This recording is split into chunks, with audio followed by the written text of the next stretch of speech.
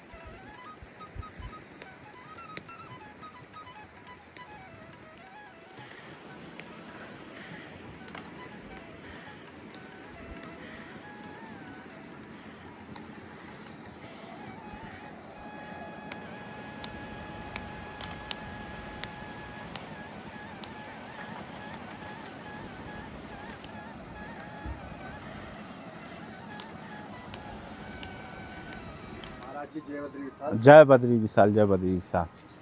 कहिए क्या हाल है? बस ठीक है महाराज जी। और आपके जगह के आसपास बहुत सारे पुष्प इत्यादि लगे हैं। हाँ, और तो जैसे कुछ कि आप कुछ बता रहे थे, इसमें हाँ, कुछ ऐसी औषधियाँ भी हैं हाँ, जो बहुत ही दुर्लभ हैं। हाँ, बहुत हैं। अब जैसे आपको दिखा देता हूँ वीडियो में। अब देखिए, जैसे ये स्वयंभू तुलसी है, ये श्यामा तुलसी है, और ये रामा है। देखिए, ये श्याम वर्ण है, ये गोरी है, तो इसको रामा तुलसी बोलते हैं, इसको श्यामा तुलसी बोलते हैं। और ये देखिए, ये जो पत्ते हैं दिख रहे हैं, ये बांझपन की दवा होती है, जड़ी होती है। इसको अमावस्या पूर्णिमा एकादशी को दिन इसको उखाड़ के और जो है और गाय के दूध में पीना पड़ता है। और ये देखिए यहाँ का जो है, ये यहाँ का ये लहसुन प्याज है। ये देखिए जो हाथ में मैं पकड़ा हूँ, ये देखिए, ये ऊपर का ये जो फूल ले रहा है, अभी थोड़ा इतना बड़ा बड़ा हो जाएगा तो ये लहसुन का काम करेगा। इसके जड़ में देखेंगे तो ये प्याज की तरह ऐसे होता है। तो ये सब जड़ी बूटियाँ हैं। ये देखिए, ये तुलसी स्वयंभू है, ये अपने आप उगती है यहाँ की। और ये जो घास है, देखने में तो घास है पीले फूल की, ये रुद्रवंती होती है, ये बड़ी कीमती होती है। इसको मैं लाया हूँ नीलकंठ के जड़ से थोड़ा नीचे, वहाँ से लाया हूँ। इसको यहाँ 1-2 पेड़ लगा दिया हूँ, और बाकी तो अपने से उग जाती है। अब जैसे में इधर देखिए, ये गुल मेहंदी अपने यहाँ प्लेन में इसको बोलते हैं, यहाँ स्वयंभू उगते रहती है, और ये भगवान को माला बन के चढ़ती है। और जैसे ये फूल है, इसकी डंठल को सुबह सुबह ब्रह्म मुहूर्त में इसको अमनिया करके, और उसके बाद इसको कहीं दांत घिस रहा है आदमी, तो ये दांत के मजबूती के लिए बहुत अच्छा होता है ये। और यहाँ का ये पुदीना है, ये पुदीना बहुत तगड़ा होता है। अपने प्लेन का 1 पाव पुदीना 1 किलो, और यहाँ का खाली 100 ग्राम है तो बराबर होता है। इसकी खुशबू देखो कितनी बेहतरीन होती है, देखो इसकी खुशबू बहुत ज़बरदस्त होती है। हाँ, अब यहाँ पर देखिए, जैसे ये है, इसके जैसे आँखों की जैसे दिक्कत है, तो आँख की दिक्कत के लिए थोड़ा रुक जाओ भाई, देखो ओए, थोड़ा गाय घर में घुस गई भाई। अरे लाली इधर आ, ले ले। ये गाय परेशान कर देती है। हाँ, कुछ टाइम पे कुछ बोलो तब तक ये आ जाएंगी। देखो अभी कई आ रही है, क्या करें, इनकी भी सेवा करनी पड़ती है। हाँ। अब जैसे देखिए यहाँ पे ये है, ये जड़ी, ये भी जड़ी है। इसको मैं आपको बड़ा साइज में दिखाता हूँ। ये देखिए यहाँ पे है एक पेड़, देखिए ये सांप की तरह है, सांप के फन की तरह है।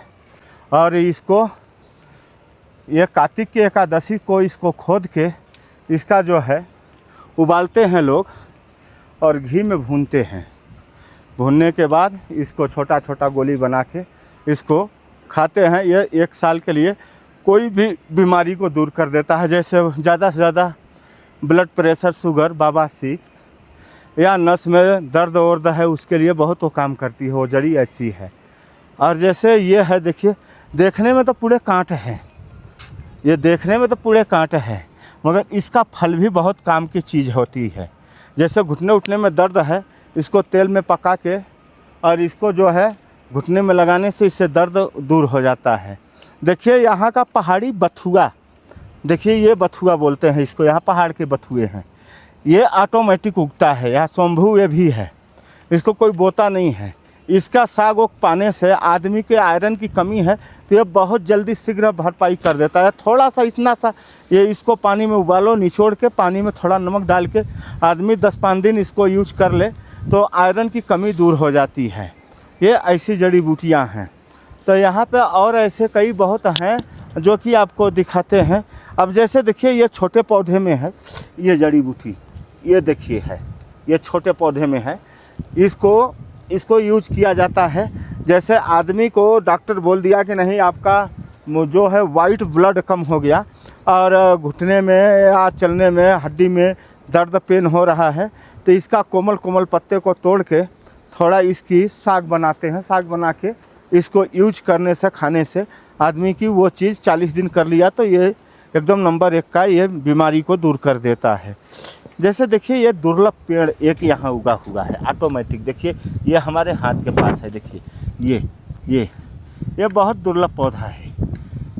ये जैसे आदमी को कहीं शरीर में, जिसको इंग्लिश में बोलते हैं कि नाइट फॉल हो जाता है, ऐसी प्रक्रिया है। तो इसको थोड़ा यूज करने से आदमी को ये प्रॉब्लम सॉल्व हो जाता है, क्योंकि ये बहुत कीमती जड़ी बूटी है। ये एक आध 2 पेड़ यहाँ उग गई है, ये जल्दी होती नहीं है, क्योंकि ये ऐसी दुर्लभ जड़ी लोगों को मालूम होता तो उखाड़ ले जाते हैं। मैं इसको छुपा के ही यहाँ रखा हूँ कि 1 आध 2 पेड़ रहे।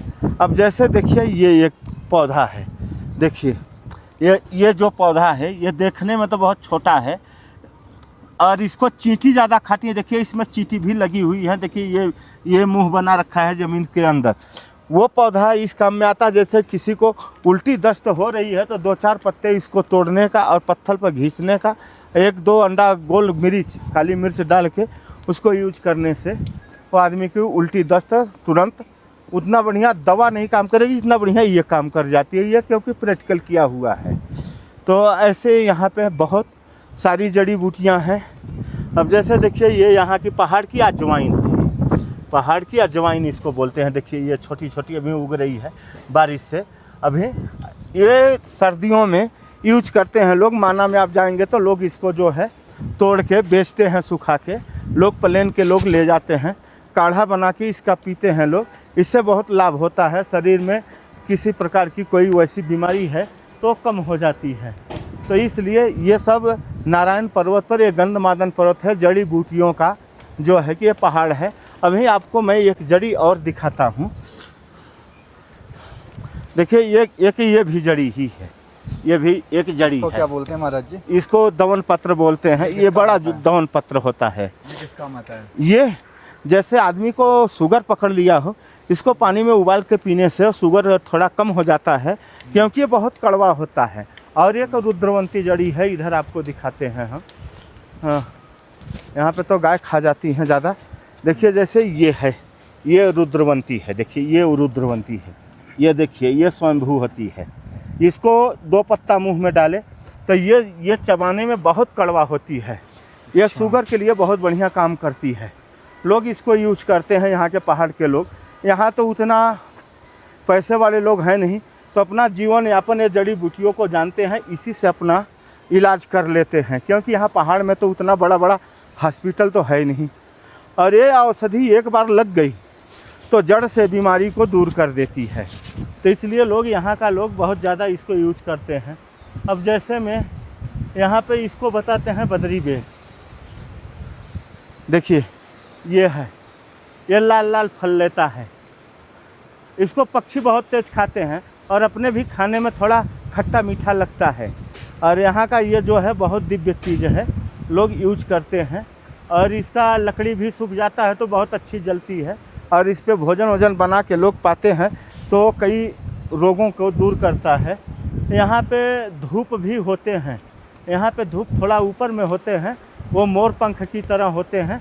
उसकी जड़ी बूटियों से वो धूप यहाँ बनाते हैं लोग। जो देव पूजा होती है यहाँ का, वो ओरिजिनल इसी से बनता है। तो यहाँ काफ़ी जड़ी बूटियाँ हैं जो यूज की जाती हैं और लोग करते हैं। अब आपको थोड़ा बारिश लगा है, हम थोड़ा अब छाया में चलते हैं यहाँ पे। अब देखिए जैसे वाइट फूल है, ये वाइट फूल भगवान विष्णु को बहुत प्रिय है। वाइट फूल, ये पीला फूल, जैसे देखिए ये कि ये फूल है, ये फूल जो है इसको काढ़ा ओढ़ा में डाल देते हैं तो इसकी खुशबू बहुत सुंदर आती है, लोग पीते हैं उबाल के। और ये जो है कि काढ़े में औषधि के काम में भी आ जाती है। इसलिए यहाँ हिमालय में बहुत सारी जड़ी बूटियाँ हैं। वो जैसे ऊपर में छोटा छोटा फूल निकल रहा है अभी, वो फूल का माला बनता है, जो कि वो माला करीब करीब पानी और सीलन से बचा रहे तो काफ़ी दिन तक वो टिका रहता है। इसलिए यहाँ पे काफ़ी जड़ी बूटियाँ होती हैं। जैसे में हम अभी आपको दिखाते हैं, जैसे अब ये जड़ी बूटी है। अब देखिए ये फूल ले रही है अभी ये धीरे धीरे। अभी इसका जो है रंग रूप देखिए अलग ढंग से है इसका। देखिए इसका पत्ते मैं दिखा रहा हूँ। ये देखिए ये आदमी को जैसे ब्रेन व्रेन में दिक्कत हो तो उसके लिए ये काम में आती है। ऐसे बहुत हैं जो साधु महात्मा यहाँ के लोकल लोग जानते हैं, वो इलाज अपना इसी से कर लेते हैं। तो महाराज जी आपने तो बहुत सारी जड़ी बूटियाँ हमें बता दी है, और हमें भी इतनी जल्दी में ज़्यादा समझ में नहीं आया, पर एक दो जड़ी बूटियाँ जैसे आपने बताई है, जो बांझपन वाली है, और जो शुगर वाली रुद्रवंती है, और जैसे आपने माइंड वाली बताई, और जैसे आपने अजवाइन बताया, और यहाँ पहाड़ी का लहसुन बताया, और पहाड़ी जो आपने वो बताई बथुआ है ना, बथुआ। तो ऐसी ऐसी चीज़ें साथियों यहाँ पर होती हैं। और बांझपन वाली दवाई के बारे में आप एक बार पुनः बता दीजिए, क्या महत्व है उसका? उसका महत्व ये है कि जैसे ये वाली है ना, हाँ ये है, ये जैसे ये किसी को बाल बच्चा नहीं हो रहे हैं और डॉक्टर वैद्य हाथ उठा देते हैं, तो ये आयुर्वेद तो अंतिम सांस तक साथ नहीं छोड़ती है, क्योंकि आखिरी सांस तक आयुर्वेद ही लक्ष्मण जी को जीवन दान दी थी। तो इसलिए जो है कि ये आयुर्वेद है, ये इस पे कभी भरोसा जो है इसका टूटता नहीं है, ये आखिरी दम तक ये अपना कार्य करती है। तो इसलिए आयुर्वेद के मुकाबले कोई चीज़ होती नहीं है, क्योंकि जितनी अंग्रेजी दवाइयाँ बन रही हैं या होम्योपैथ एलोपैथ, ये सब जड़ी बूटियों के ही तो द्वारा बन रही हैं, क्योंकि इन्हीं पर रिसर्च करके डॉक्टर लोग जो है अपना बनाते हैं। तो ये प्रैक्टिकल जो है कि उनको मालूम है, हम आपको मालूम नहीं है, इसलिए हम डॉक्टर के पास जाते हैं। तो ऐसे जड़ी बूटियाँ तो दुनिया भर की हैं, जिसको मालूम है अपना यूज कर लेता है, अपना इलाज कर लेता है स्वयं का। तो इसलिए जिसको मालूम नहीं है तो डॉक्टर के पास जाएगा, जिसको मालूम है वो अपना गया, घास फूस लाया, उसको पता है, अपना कूट काट के अपना रस जूस उसका लिया, अपना स्वस्थ हो गया। हाँ, तो महाराज जी ने साथियों इतनी सारी जड़ी बूटियाँ बताई हैं, और अब चलते हैं साथियों, महाराज जी से थोड़ा सा सत्संग भी ले गए यहाँ पर जाकर। और महाराज जी आप यहाँ पर सेवा भी करते हैं, कौन कौन सी सेवा आप यहाँ पर करते हैं? देखिए हमारे पास तो देखिए भाई, गाय की सेवा होती है, पक्षी की सेवा होती है, और साधु महात्मा आ गए उनकी सेवा होती है, और उसके बाद जो है रात को चूहे आ गए तो उनकी सेवा, उनको मूंगफली डाल देता हूँ, थोड़ा खाते रहते हैं। तो चूहों का तो काम है कि जिसका खाएंगे उसी का काटेंगे, तो हमारे ही नुकसान करते रहता है, मगर उनका काम है काटना। अब बिच्छू का काम है डंक मारना, और पानी में डूब रहा है तो ये मतलब थोड़ी है कि नहीं उसको न बचाया जाए, वो मार देगा, हमको काट लेगा। तो हमारा तो भाई धर्म वही है, साधु जीवन तो दूसरे के लिए ही होता है। तो इसलिए जो है हमसे जो बन पड़ती है सेवा वो करते हैं। तथा शक्ति तथा भक्ति हमसे जो बनता है, लोग जो कुछ सहयोग करते हैं उसी से अपना जीवन यापन चलता है, सबका उसी में। और हम तो महात्मा आदमी हैं, हमें क्या बांध के ले जाना, हम तो भूखे नंगे पैदा हुए, भूखे नंगे चले जाना है। आज नहीं तो कल शरीर छोड़ ही देना है यहीं पे, ये तो लेके जाना नहीं है। जो आदमी कर्म कर लेता है वहीं गया जाता है। तो इसलिए जो प्रभु की कृपा है और जो कराते हैं, हम तो हमारे पास तो कुछ नहीं है। जो है सो बद्रीनाथ और घंटाकरण क्षेत्रपाल लक्ष्मी जी का और जो है अन्नपूर्णा का है। इन्हीं लोग के कृपा से जो है सब कुछ होता है। वो हमारे द्वारा हमको निमित्त बनाई हैं, हम करते हैं थोड़ा बहुत, बाकी तो काम उन्हीं का है, हम तो निमित्त हैं। हमारे पास कोई कुछ दे दिया, हमने उसको उठा के दूसरे को दे दिया, बस इतना उठा के देना तो है हमको, हम तो इतना करते हैं। बाकी तो देने वाला नारायण, लेने वाला नारायण। वो किसी के द्वारा वो दिलाता है तो किसी के द्वारा वो लेता है, उसी का काम है लेना और देना। हम तो बीच में हैं ही नहीं। हमारे पास आ गया वो हमको इस योग समझे भगवान नारायण, जो हमारे द्वारा वो सेवा करवा लेते हैं हमारे हाथों से। अब ये तो हमारा सौभाग्य है जो कि भगवान ने मुझे ये चीज़ के लिए चुना है। हम तो अपने को बहुत धन्य समझते हैं कि बद्रीनाथ नारायण पर्वत पर इतना हमसे सेवा करा ले रहे हैं, तो कम नहीं है, बहुत है। जो होता है जप ध्यान जो कर लेता हूँ, बाकी तो हम सेवा करते रहते हैं। तो इसलिए नारायण की जो इच्छा वही होता है। तो साथियों देखिए महाराज जी ने कितना हमें यहाँ पर जड़ी बूटी के बारे में, और महाराज जी साथ ही साथ यहाँ पर इतनी सेवा भी करते हैं, गैयों की सेवा, पक्षियों की सेवा, यहाँ तक कि साधु संतों की सेवा भी महाराज जी करते हैं। जी जय बद्री विशाल। जय बद्री विशाल, जय बद्री विशाल। साथियों नमस्कार, जय बद्री विशाल, जय श्रीमन नारायण। आप सभी का स्वागत है श्री बद्रीनाथ धाम में। आज हम महाराज जी के पास आए हैं। महाराज जी श्री बद्रीनाथ धाम में विगत 25-26 साल से यहीं पर हैं श्री बद्रीनाथ धाम में, और लगातार साधना तपस्या करते हैं। महाराज जी से आप पहले मिल भी चुके हैं। और महाराज जी की खासियत ये है कि महाराज जी ने जब से श्री बद्रीनाथ धाम में, तब से अन्न ग्रहण नहीं किया है। और साथ ही साथ महाराज जी को खड़ाऊ महाराज जी के नाम से भी जाना जाता है। महाराज जी बहुत बड़े बड़े खड़ाऊ पहनते हैं। तो साथियों इसी कड़ी में आज हम महाराज जी के पास आए हैं और महाराज जी से साधना के विषय में और अध्यात्म के विषय में सत्संग प्राप्त करने की कोशिश करेंगे। महाराज जी पुनः आपको जय बद्री विशाल।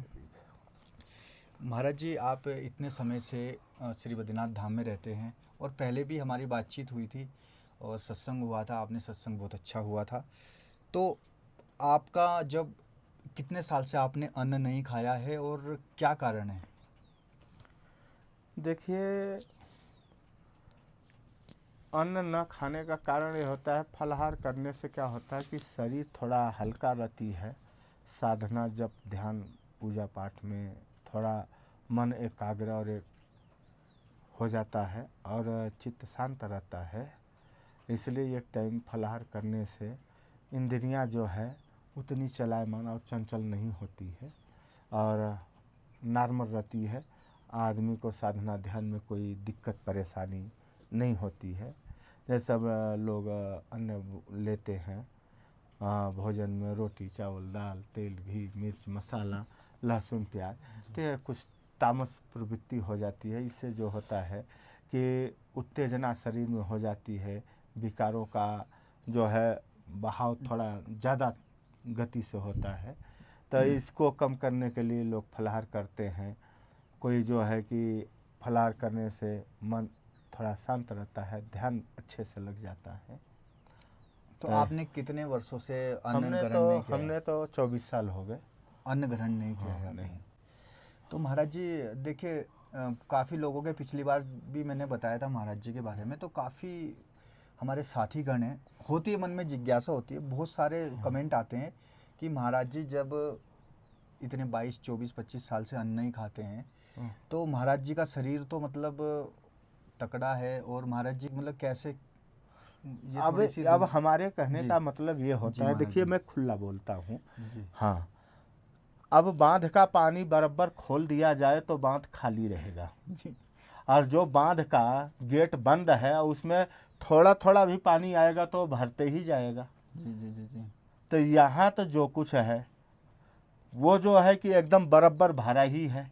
तो वो थोड़ा भी हम भोजन लेते हैं 3 रोटी लेता हूँ, पतली है तो 3, थोड़ा मोटी है तो 2 रोटी, वो भी 24। एक टाइम। हाँ, वो भी एक टाइम लेता हूँ। हमको तो खुद ही भारी लगती है अपनी शरीर कि हम इतना कम खाते हैं, फिर भी इतनी हमको जो है कि वजन बताने लगती है। तो हम तो खुद ही हल्का करने के चक्कर में कम खाते हैं, फिर भी वो उतना का उतना रहता है। तब हम क्या करें? तो बात यही है कि शरीर का जिसका माइलेज होता है वो बन जाता है। एक खून का भी गुण होता है, जिसके बाप दादे जैसे होंगे वैसे ही बेटा होगा, वैसे नाती पोते भी होते हैं। आया कोई बीमारी किसी बाप दादे को है तो वो बीमारी कहते हैं लोग पीढ़ी दर पीढ़ी चलते रहती है, तो ऐसे भी होता है। तो क्योंकि हम तो हमारे पूर्वज, हमारे जो पिता रहे, दादा रहे, परदादा रहे, सब तो वहीं रहे। हम तो सबसे हाइट में कम है, वो तो 6 फुट से कोई कम नहीं था, लंबी चौड़े थे। तो अब उसी हिसाब से अपनी शरीर है। अब ये है कि भाई हम भोजन कम लेते हैं, फिर भी हमारी शरीर वैसे ही बढ़ी जा रही है, तो मैं अब करूँ क्या? डॉक्टर को बोलता हूँ तो डॉक्टर बोलता है सलाद खाओ। अरे सलाद भी खा के हमने 4-6 महीना देखा, 18-18 किलोमीटर एक एक दिन में हमने चल के भी देखा, कोई फर्क तो पड़ा नहीं। ये नहीं कि नहीं हमको कमजोरी या कोई दिक्कत उठने बैठने में, ऐसा कोई परेशानी तो होती नहीं। कोई आपने जैसे अभी आजकल आधुनिक ज़माना है, तो आपने अभी ब्लड टेस्ट भी कराया था, खून का टेस्ट, उसमें भी कोई ऐसा बीमारी कुछ नहीं है? कुछ नहीं, बिल्कुल ना स्वस्थ हैं आप? हाँ, न शुगर है, न बीपी है, न कुछ है। जी जी जी जी, ये हाँ। तो शरीर का एक गुण है। हाँ। और जो कि शरीर होता है कि किसी को ऐसा होता है पानी भी लगता है। अरे फिर 27 महीना जी। तो मैंने ये जो है मिर्ज़ापुर ज़िले में, यूपी में मिर्ज़ापुर ज़िला है, वहाँ जो है कि सिरसी बांध करके एक है, वहाँ बांध के नीचे एक दरी है, जी। बहुत खतरनाक। हमने वहाँ 27 महीने कंटिन्यू वहाँ रहा, और वहाँ पे खाली गाय का कंडा ला के भभूति बना के हमने उसको पानी में घोल के चाय की छन्नी से छान के मैंने पी के मैंने रहा, तो भी मेरी वजन नहीं घटी। 27 महीने? 27 महीने कंटिन्यू। महाराज जी, ये क्या संभव है? मतलब अरे यार, लोग तो कहते हैं कि इतना मिट्टी खाने से बच्चा मर जाता है, कीड़े हो जाते हैं, या हो जाता है। हमारे तो बदन से ऐसे कि वो राख निकलती थी। 27 महीने तक 27 कुछ महीने तो खाया होगा ना, आपने? एकदम नहीं खाया। मैं किसी के दरवाजे मांगने नहीं गया, मैं बोला हम भी देख ही ले तपस्या में क्या दम होता है, हम भी हट पकड़ लिए थे। वो कहते हैं ना, नारी हट, जोगी हट, बालक हट, तो हमने भी हट पकड़ लिया। मगर मिला जो मिला वो अपने काम भर के तो मिल गया, मगर शरीर में कोई अंतर नहीं आया। तो 27 महीने तक आप केवल हाँ। राख बोल सकते हाँ, हो, हाँ। राख खा कर रहे? हाँ, वहाँ के लोग अभी भी मुझे, वो वहाँ के कभी चला गया तो वहाँ के लोग बड़े आदर करते हैं, क्योंकि वो लोग देखते थे। वो जंगल में वहाँ से 2 किलोमीटर दूर बस्ती थी, कभी कभार कोई आता था तो वही उनको मैं बोलता, भैया कंडे लेते आना गाय का, वो भी जो गाय बच्चा न दी हो उसी का कंडे लाना। तो वही कंडे सुखा के लाते थे। 2-3 यादव थे और 1-2 ब्राह्मण थे, और कुछ रेंजरी पर वहाँ रेंजर था, तो वहाँ से भी गाय रहती थी, तो वहाँ से भी और कुछ लोग ला देते थे। तो उस समय भी काफ़ी, कम से कम नहीं कुछ तो आधी किलो तो भभूति में पी ही जाता था 24 घंटा में, आधी किलो 3 पाव, इससे कम नहीं। अब क्या किया जाए, अब वो गुणा है शरीर जी का। जी जी जी। हाँ। तो साथियों, मैं अभी बता रहा था जैसे कि ये भी बहुत विचित्र बात है, महाराज जी 27 महीने लगातार केवल राख खा कर रहे हैं। 27 महीने कोई कम बड़ी बात नहीं होती। आप एक दिन यदि खाकर देखें तो मुझे तो लगता नहीं कि हम एक भी दिन खाकर रह लेंगे। महाराज जी, ये भी काफ़ी विचित्र बात है। और साथ ही साथ जैसे कि आप बद्रीनाथ धाम में हैं महाराज जी, क्या कभी आपने यहाँ पर दिव्य शक्तियों का अनुभव किया है?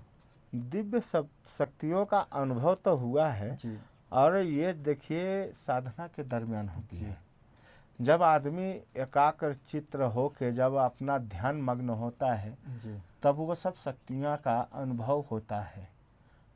और भाई जो जिस रूप में उसको अनुभव कर ले, कोई मुक्ति मार्ग से अनुभव कर ले तो उसका एक अलग ही स्वरूप होता है।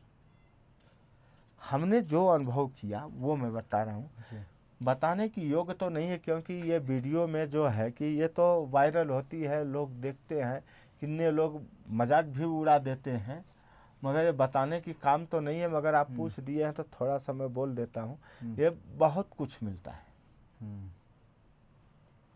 क्योंकि देखिए ये तपस्या एक ऐसी चीज है कि तपस्या से ही सारा कार्य होता है।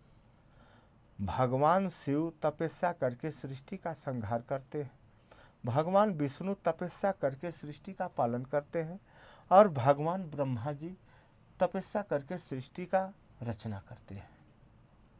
एक किसान भी दिन भर हल जोत रहा है तो तपस्या ही कर रहा है।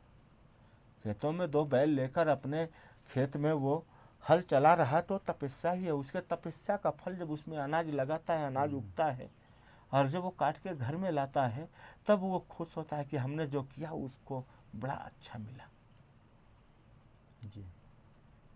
तो इसलिए जो है तपस्या एक ऐसी चीज़ है कि आदमी कोई भी तपस्या के बिना कुछ नहीं पाता है। आप हमारे पास यहाँ चले आए आज अचानक से घूमते हुए, आप अपना समय अमूल्य देकर यहाँ बैठे हैं, एक भी तपस्या है। आप हमारी बात लोगों तक पहुँचा रहे हैं, ये भी एक योगदान है। हो सकता है कि हमारी बात से किसी को इसमें लाभ भी हो सकता है, किसी को हानि भी हो सकती है। यह नहीं कर सकता कि सबको लाभ हो जाए। किसी को अच्छी बात नहीं लगेगी मेरी, बुरा लगा तो उसको मन को तकलीफ है, हो हानि है हुई। वो तो है।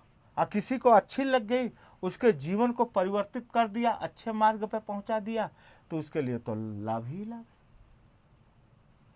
तो हर बात ऐसी होती है जो कि आदमी को कभी लाभ भी देती है, कभी हानि भी होती है। मगर ये हमारे आपके विषय की बात है ही नहीं, क्योंकि रामचरितमानस में एक चौपाई आती है। भगवान रामचंद्र जी ने भरत जी से कहा है, सुनहु भरत भाभी प्रबल जस अपजस, सुनहु भरत भाभी प्रबल लाभ हानि जीवन मरण जस अपजस विधिहात। ये 6 चीजें परमात्मा के अधीन है, हमारे आपके अधीन है नहीं। इसलिए जो है आदमी को लाभ हो जाए तो हानि हो जाए तो वो सब परमात्मा को ही सौंप देना चाहिए। ये कभी नहीं कहना चाहिए कि नहीं ये हमने किया तो इसका लाभ ही ये मिला। अरे बिगड़ गया तो परमात्मा, बन गया तो आपका। रुक जा भाई, रुक जा बे ब्रेक भैया, अब आप थोड़ा रुक के ना और गुड़ डाल दो गाय को। हाँ, क्योंकि वो देखिए दिव्य शक्तियों के विषय में आप पूछ रहे हैं जी। ये शक्तियाँ कभी कभी दर्शन दे देती हैं, कभी ज्योति रूप में दर्शन दे देती हैं, कभी साकार स्वरूप में दर्शन देती। कभी कभी तो आकाश में जैसे रात को बैठा है आदमी बाहर, अचानक से ऐसा दिव्य प्रकाश हो जाएगा जिसका कोई हिसाब नहीं। कभी ओम बन जाएगा, कभी वो जैसे लगेगा कि ओम बनते बनते लगेगा कि उसमें कोई महापुरुष खड़ा है। तो ऐसे कई प्रकार से कई रूप में दर्शन हो जाते हैं, मगर भाई उसके पीछे आपको परिश्रम करना पड़ेगा, उनके ऊपर ध्यान करना पड़ेगा, उनके चरणों में अनुनय विनय करना पड़ेगा। आपको बाहर बैठ के रात भर जागना पड़ेगा। 1 दिन में हो जाएगा, 2 दिन में हो जाएगा। अब जैसे हमारी बात है तो हम तो ये जानिए कि जब यहाँ पे मौसम खुला रहता है, बादल लगा है तब तो कोई बात नहीं तो मौसम खुला है तो हम तो अपना ही बाहर चौतरे पर बैठे अपना उत्तर दिशा को सिर किए हुए आकाश की तरफ देखते पड़े रहते, अपना जप करते रहते हैं, ध्यान करते रहते हैं, उसी में एक आध झलक दर्शन हो जाती है। तो अब उनकी कृपा से होता है, हमारी में कोई औकात नहीं है, क्योंकि हाड़ मांस की शरीर है, यह खाने पीने वाली है, मल मूत्र त्याग करने वाली शरीर है, विकार की शरीर है। उनकी कृपा हो जाती है तो वो दर्शन दे देते हैं। तो उसके लिए मेहनत, हाँ मेहनत तो देखिए, हाँ 25 साल से आप यहाँ पर हो। हाँ तो अब हमारे कहने का मतलब अब ये सब देखिए कुछ पाने के लिए कुछ खोना तो पड़ेगा ना। है देखिए भगवान को पाने के लिए कितने कितने लोग कितने दिन तक बैठे तपस्या ध्यान में पड़े रह जाते हैं। कहते हैं कि बिना तार टूटे ही आदमी लगा रहे। जब आदमी बराबर ध्यान में लगा है और जप निरंतर कर रहा है और उसका जो है कि वो कभी डोर नहीं टूट पा रही है तो बात अलग है। तो ये सब प्रक्रिया होते रहती है। महाराज जी जैसे कि आपने संन्यास लिया है इतने साल से, तो विवाह तो आपने किया नहीं होगा? नहीं। तो कभी क्या आपकी ऐसा मन में जिज्ञासा हुई कि मैं विवाह कर लूं? देखिए जी। ये बात आपने कहा तो सही पूछा है। जी।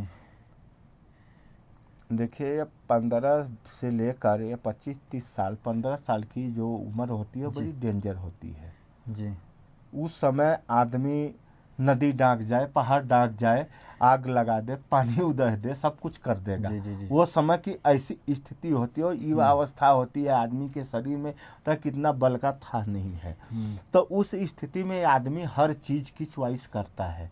मगर हमारा क्या है कि जब गुरु दीक्षा लेने के बाद जब गुरु के शरण में आदमी चला जाता है तो गुरु पहला काम यही करता है कि इसकी 2 चीज़ों को 3 चीज़ों को शांत रखता है। उसकी काम वासना को, उसकी क्रोध वासना को, उसकी लोभ वासना को, ये तीनों चीज को वो नॉर्मल कर देता है गुरु अपनी तपोबल से। नहीं तो जिस हिसाब से वो सागर के पानी की तरह, वो ज्वार भाटे की तरह समुद्र में जो ज्वार भाटा उठता है वैसे ही तो लहर उठती है शरीर के अंदर युवा अवस्था में। तो वो लहर में कौन डूबे कौन जाए वो तो समय बताए। मगर जब गुरु के शरण में जब उस स्थिति में पहुंच जाता है आदमी उस उम्र में, तो गुरु ज्ञानी है, गुरु पहुंचा हुआ है, तो वो उसके ये 3 चीज़ों को नॉर्मल कर देता है। शरीर से लोप तो नहीं कर पाता है, नॉर्मल कर देता है कि उठाए पटक न कर पाए कहीं। तो इसलिए हमने तो गुरु दीक्षा पहले ही ले रखा था, तो इसलिए गुरु जी ने कहा था थोड़ा जब ध्यान करो। जब ध्यान करते करते जब ये सीढ़ी आई तब तक वो सीढ़ी चढ़ बैठी, क्योंकि तपस्या वाली सीढ़ी जो थी और गुरु कृपा हो गई। इसलिए देखिए स्वप्न में मन भटक गया वो बात तो मैं नहीं कह सकता, मैं ऐसे किसी को स्पर्श नहीं किया। तो ये जीवन तो बहुत तपस्या और कठिन है, और गुरु का सानिध्य बहुत जरूरी है। बिना गुरु कृपा का होगा ही नहीं। चाहे जितने यहाँ योगी हों, चाहे संत हों, चाहे महात्मा हों, चाहे कोई भी साधक हो, वो गृहस्थ में भी रह के साधना कर रहा है, तो बिना गुरु कृपा का होगा ही नहीं। क्योंकि जब साधना आदमी करता है तो उसके शरीर में एक ऊर्जा निकलती है, वो ऊर्जा बनने लगती है। जब वो ऊर्जा बनती है और तेज पुंज उसका जब बढ़ने लगता है, तो ये क्या है, धड़ाम धुड़ाम शरीर के अंदर उठाए पटक शुरू होने लगता है। इसको कंट्रोल करने के लिए, एक ऊर्जा को कंट्रोल करने के लिए एक पावर तो चाहिए ना, तो पावर गुरु होते हैं। आपके जीवन में गुरु का कितना रोल रहा है? कब आपने गुरु बनाया? हम करीब करीब 14-15 साल का, 14 साल का था हमने। इतनी जल्दी? हाँ, वो क्या हुआ था ना कि मैं एक बार बीमार हो गया था जी। तो हमारे पिताजी जो है दवा दुआ काफ़ी कराए, ठीक नहीं हुआ। तो एक दिन किसी ने बताया कि वहाँ एक महात्मा जी रहते हैं, वहाँ ले जाकर थोड़ा दिखा दो। वो गांव देहात में तो आप जान ही रहे। तो मैं वहाँ जब लेकर गए हमारे पिताजी, तो हमारे जो गुरु जी थे वो दूसरे मंजिले पर उस समय बैठे हुए थे। ईंट का मकान बन गया था 2 तल्ला, तो ऊपर वाले तल्ले पर थे और मैं नीचे था। तो वहाँ से किसी को भेजे, बोले कि नीचे एक आदमी और एक बच्चा है, जाओ लेके आओ। तो वो आदमी आया तो बोला चलिए आप लोग को महाराज जी ऊपर बुलाए हैं। हम लोग आम के पेड़ के नीचे बैठे थे, गर्मी का मौसम था। तो ऊपर गए तो गुरुजी ने हमको देखा तो मुस्कुराने लगे। तो हम थोड़ा उठपटांग थे, बचपना थी, उठपटांग थे। रहता ही है। हाँ, तो उन्होंने देखा तो मुस्कुराए और उन्होंने हमको मिठाई दी और लड्डू और 2 दिए थे, 2 पेड़ा दिए, बर्फी दिए थे। बोले इसको खा के पानी पी के आओ। तो मैंने वो लेके नीचे उतरा छत के, तो वहाँ पे पानी था बाल्टी में, तो हमने खाया। तो एक महात्मा थे तो बोले बच्चा वो बाल्टी के पास जो मग है उससे पानी निकाल लो और पी लो। हमने 2 मग पानी पी के फिर ऊपर गया। बोले इसको कुछ हुआ नहीं है। और उन्होंने कहा इसको मैं गुरु दीक्षा देता हूँ। उन्होंने गुरु दीक्षा मेरे को दे दिया वहीं। बोले इसको कुछ नहीं हुआ है, ये ठीक हो गया, इसको कुछ दिक्कत नहीं है, मगर इसको डिस्टर्ब मत करना है, ये जो करेगा करने देना, ये गलत नहीं करेगा। तो मैं आया तो मैं कहा ऐसे बहुत साधु महात्मा आते जाते रहते हैं, कुछ कहे होंगे। तो एक दिन रात को ऑटोमेटिक को जाप शुरू हो गया मेरे से 2-4 दिन के बाद। वो जाप होने लगा तो मेरे तार टूट नहीं रहा साला, मेरे को दिक्कत होने लगी, सांस फूलने जैसे। किसी तरह मन भुलावे तो भूले ना, मगर धीरे धीरे वो फिर छूटा। तो थोड़ा थोड़ा करके हमने कहा अच्छा इसको जप के देखे। जब उसको जपने लगे तो हमको बड़ा आनंद आने लगा। वो शुरू दौर था और वो इतना कि अब क्या पूछने का, 8-8 घंटे तक मैं जप कर देता था। अब वही प्रक्रिया वो बढ़ते बढ़ते हमको यहाँ तक लाई।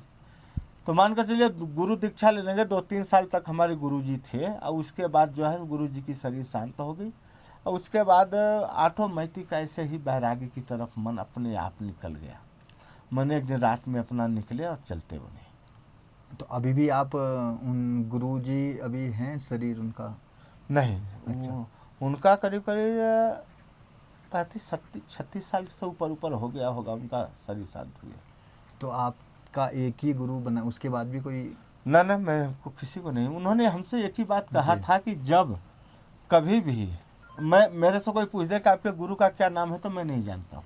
अच्छा। हाँ, अभी हमसे आप पूछ दें कि आप अपने गुरु का नाम बताइए तो मैं जानता ही नहीं तो बताऊंगा क्या। हमने पूछा था एक बार, तो उन्होंने कहा क्या करेगा, नाम जान के तो जो मंत्र दिया हूँ उस मंत्र का जाप करना और नारायण का ध्यान करना, बाकी सब कुछ तेरे को मिल जाएगा, कोई चीज़ की कमी नहीं रहेगी। और अंत में तू वही जाएगा जहाँ लोग सोचते हैं जाने के लिए। उन्होंने ये बात मेरे को बताई थी। उसके बाद से फिर हमारी मुलाकात नहीं हुई। समाधि बनी थी उनकी, वहाँ 1-2 बार मैं गया। इस बार भी मैं गया था वहाँ अपने गुरु के समाधि पे। तो वहाँ गया, वहाँ 1 घंटा 1.5 घंटा रहा। उसके बाद मैं फिर चला आया, क्योंकि वो जन्मभूमि से 4 किलोमीटर दूर है। तो हमने सोचा कि यहाँ आ गए हैं गुरु जी के पास और लोग को पता होगा तो सब बवाल करेंगे, आएंगे जाएंगे। इसलिए मैं वहाँ से गया, दर्शन किया, समाधि, फिर अपना निकल लिया। किसी को पता नहीं कौन आया कौन गया। तो साथियों, इस से ये शिक्षा मिलती है कि जीवन में बिना गुरु के कुछ भी नहीं ना, है। कुछ होना ही नहीं है। कोई अपने मन से कोई जब तब ध्यान भजन कर ले वो बात अलग है, मगर उसको पावर चाहिए, उसको मुक्ति चाहिए, उसको शक्ति चाहिए, तो गुरु के शरण में जाना ही पड़ेगा। बिना गुरु के पास गए कुछ बनेगा नहीं। तो मैंने ऐसा भी सुना है महाराज जी कि जैसे आदमी अपनी भक्ति में लगा रहता है और स्वतः ही भगवान जो है गुरु से मिलवा देते हैं, ऐसा भी कुछ होता है?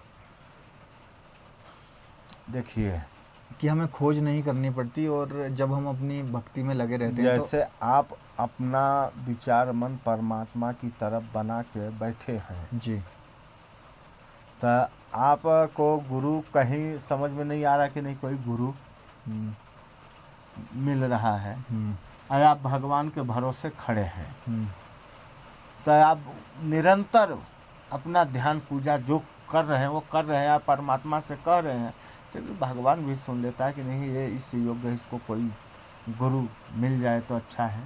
तो उनकी कृपा से कोई न कोई मिल ही जाता है। गुरु भगवान तक पहुंचाते हैं, भगवान गुरु तक पहुंचाते हैं। जैसे शिव और विष्णु दोनों लोग तो एक ही है, भगवान विष्णु और भगवान शिव। स्वरूप अलग है, उनका काम अलग है। न शिव विष्णु से अलग है, न विष्णु से शिव अलग है। सही बात। हाँ, तो अपना प्रारब्ध भी तो होता है ना जी। जब लिखा होगा जिस समय गुरु मिलने का, गुरु अपने आप मिल जाते हैं, और गुरु को शिष्य मिल जाता है, शिष्य को गुरु मिल जाते हैं। तो साथियों, यदि आप महाराज जी से मिलना चाहते हैं, बद्रीनाथ धाम में आते हैं, तो महाराज जी की कुटिया जो है मंदिर के ठीक पीछे ही स्थित है। मंदिर से मैंने कई बार दिखाया भी है, मंदिर के जब आप 3 नंबर गेट पर आएंगे तो बस पीछे वाइट है पूरी महाराज जी की कुटिया, और महाराज जी वस्त्र भी सफ़ेद ही पहनते हैं और कुटिया का रंग भी सफ़ेद ही है। और यदि आप महाराज जी से संपर्क करना चाहते हैं मोबाइल से आप यहाँ नहीं आ पाते हैं, जहाँ भी आप इस समय बैठे हैं, देश विदेश में जहाँ भी आप बैठे हैं और ये वीडियो देख रहे हैं, और यदि आप महाराज जी से संपर्क करना चाहते हैं तो महाराज जी का जो दूरभाष नंबर है वो मैं आपको इस जो वीडियो है इसके डिस्क्रिप्शन में अंकित कर दूंगा, और उस नंबर से आप महाराज जी से डायरेक्ट संपर्क कर सकते हैं। महाराज जी, आप इतना समय देने के लिए, हमारे साथ जुड़ने के लिए आपका बहुत बहुत धन्यवाद। और जय बद्री विशाल महाराज जी, जय जय विशाल। तो ठीक है साथियों, इस वीडियो में इतना ही रखते हैं और आप सभी का बहुत बहुत धन्यवाद। जय बद्री विशाल। वीडियो को लाइक अवश्य कीजिएगा और कमेंट जरूर कीजिएगा और साथ ही साथ एक सब्सक्राइब जरूर कीजिएगा। जय बद्री विशाल।